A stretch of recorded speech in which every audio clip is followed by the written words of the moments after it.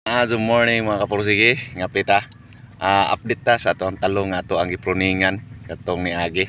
Ang tawag day ato niya is Y pruning. Y pruning pero gipruningan, diba daw. So Y pruning day ang tawag ato niya kay ang resulta day inga ni da ni porma day siya og letter Y. Gikan sa yang punuan yod ning letter Y siya ning sanga man sa duha ka buok, so mo nang letter Y. Mo nang Y pruning. So tanawa ra gud ang resulta oh.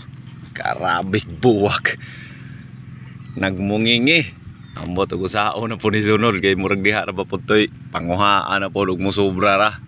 So ato ra ni siyang monitoron, ato ra po ni pagabantayan unsa nay porma, unsa nay iyahang kalambuan. Pero kung imong tan-awon karabig buwak ninduta tan-awon di aning bukad na nya diri pikas di apoy padung mubukad nya tan-awon na padung babaw nagsunod yun ang mga buwak karabing daghan na karabing ninduta. So makaingon ta kani atong itistingan yung atong pruningan kinanindutan de ang resulta niya. Grabe, the best. So mo lang daw mga kapursigi. Ngape.